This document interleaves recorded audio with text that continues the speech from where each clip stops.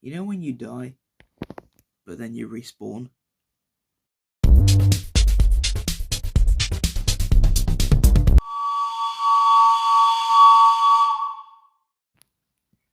So I've just got home from school and I opened this box with some scissors so that I wouldn't have to have issues doing it with one hand on camera. But this is most certainly a Hornby box, and there is nothing else that it could be. So we're just going to pop this out. Oh, I think it's upside down. Oh, well, never mind. So, there it is. This is my Prairie. I'm going to have to stop filming immediately and go get the scissors again to open this sellotape. Just a minute. Okay, so we've got it open. And while I'm doing this, I'd like to thank my parents for just being amazing, because they bought half of this engine. I've bought the other half, and I'm just so grateful that they realised how sad I was that the other one was broken, and they really kindly stepped in and bought half of this for me, so I really, really appreciate them doing that for me. And I also appreciate you guys, because you guys were all really supportive, and you all left some nice comments on all the videos that I put up whimpering about my Prairie. So, yeah, thank you to all of you, and we'll have a look at this. I can't... oh yeah, no I can't.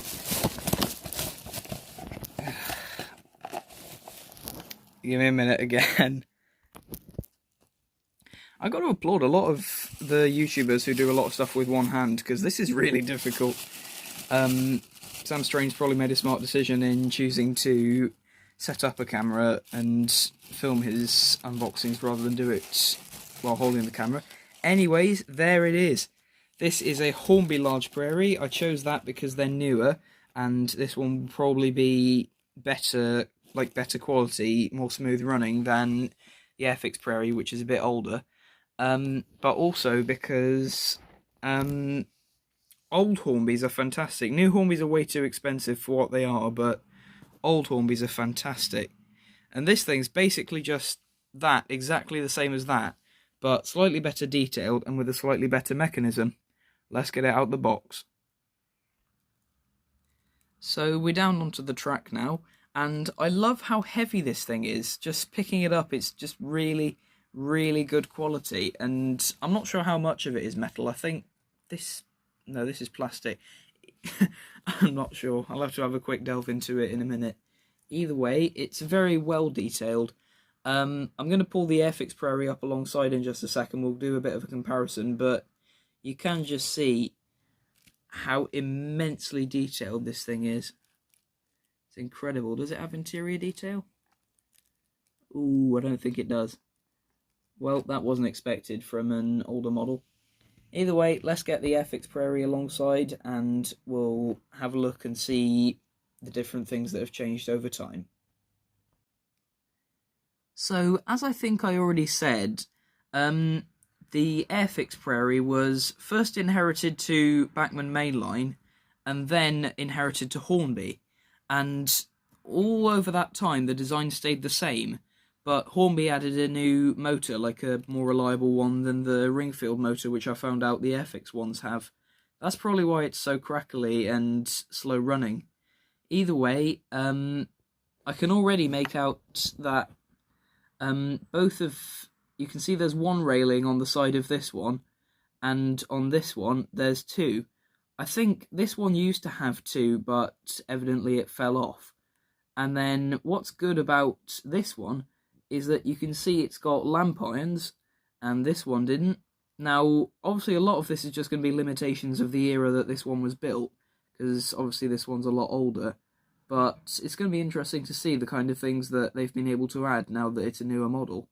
Speaking of which, I've seen a lot of stuff on top of here that's moulded on this one and separately fitted on this one. Like, you've got this like railing thing just here, and then there is I don't know this engine very well. I love these engines, but I don't know what half of this stuff is.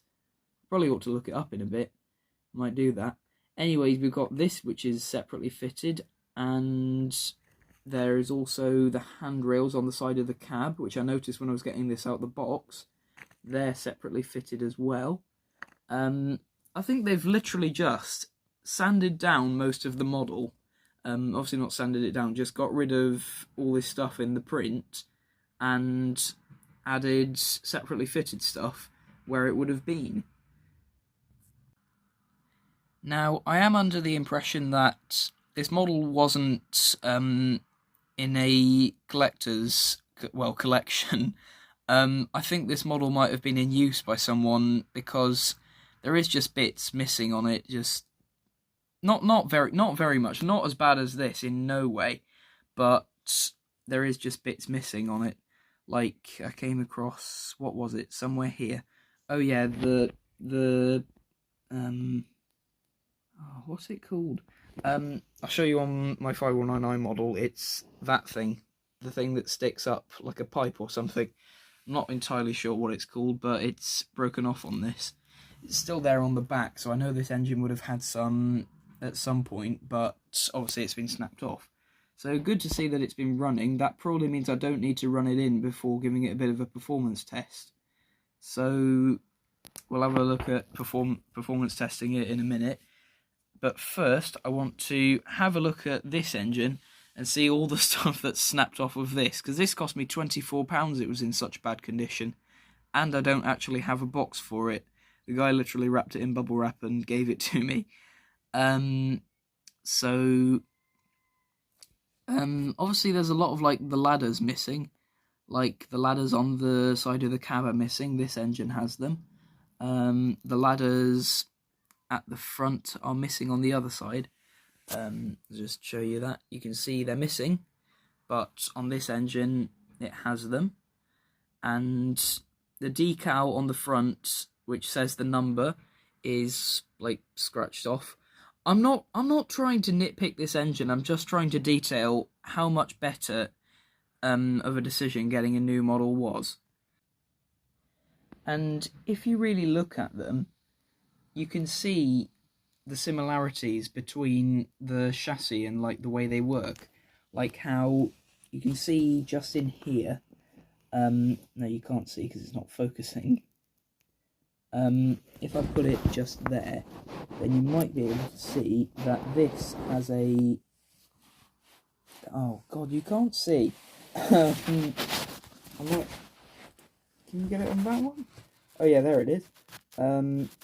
This engine has a pickup on the front bogie. Sorry, I'm trying to get it to focus, but it's not working. There it is. You can see it's got a pickup that just, like, moves round as the bogie moves round, and connects up to this, like, metal strip, which obviously goes into the motor and just powers it. It gives it that little bit extra verification that it won't stall when it's going over points. This engine has that as well, and on here it's got springs on the back bogie, and you can see that's on here as well. That's quite cool. Does it have sprung buffers, just to check? No, it doesn't.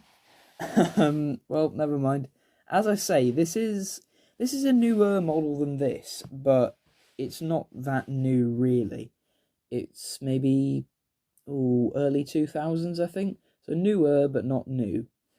You can also see some of the heritage of this mould, because the couplings are old Bachmann mainline ones, which just, like, sort of highlight that this model went to Bachmann first before it came to Hornby. So I just find that quite interesting. There's just a lot of very, very intricate detail and very, very subtle hints at that this model hasn't changed in a long time. Now, I'm going to specify now, this is not, it is definitely not one of the new Hornby Prairies. This is an older one, produced by Hornby a while back. Now, not only do I think they're ridiculously priced, the new ones, I also don't think they run very well. If you want a detailed review of one, go and have a look at Sam's Trains, because he seems to have no problem in detailing how rubbish the motor is. So yeah, go and have a look at him if you're thinking of buying one. Don't buy one. So yeah, this isn't one of the new ones, just to let you know, this is an older one. So if you're after a Prairie, I'd go after one of these. Okay, so here it is, back on the track again. Something that I noticed while I was picking the engine up is I believe this chimney cap is proper copper. It's not painted like the one on the FX Prairie. Is that metal? Actually, I think that is.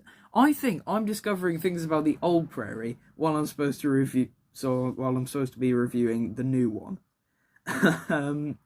Anyway, speaking of, let's see how it runs. So we're gonna roll it forward as slowly as possible. I'm slowly turning the power up. Oh, it's moving. So it is quite jumpy while running slowly. Ooh, slightly jumpy in general, but it isn't too bad. There it goes.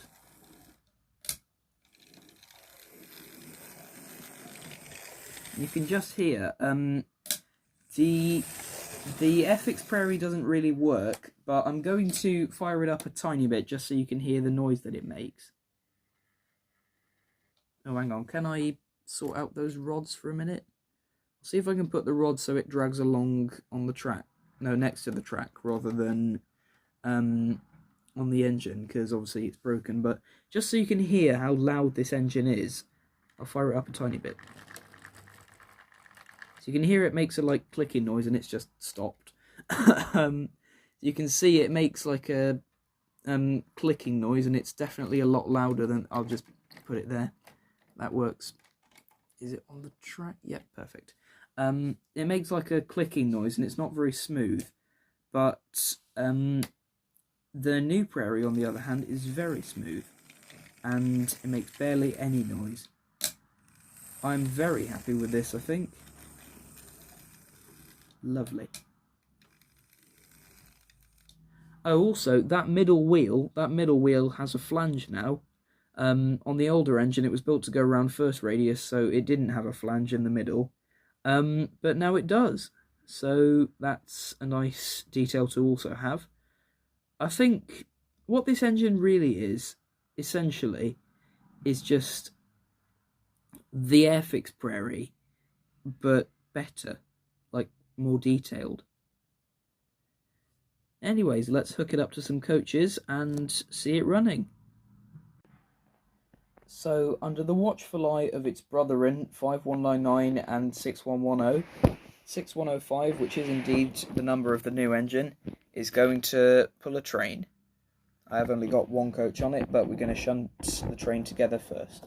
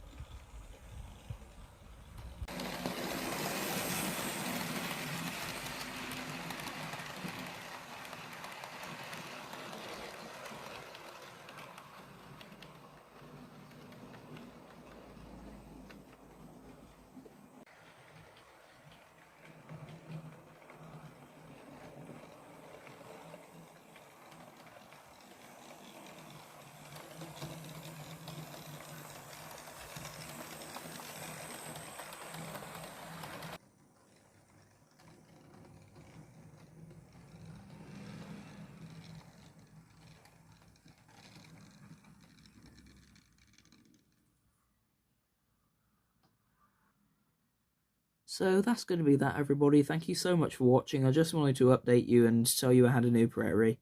So, I'll let you know if anything else happened. I only really planned to maybe paint the front of the smoke box, like the little details on the front of the smoke box, silvery colour to represent 5199, but maybe, maybe not. We'll have to see. Either way, thank you so much for watching. Show your love for the new Prairie in the comments, and I'll see you in a bit. Bye bye.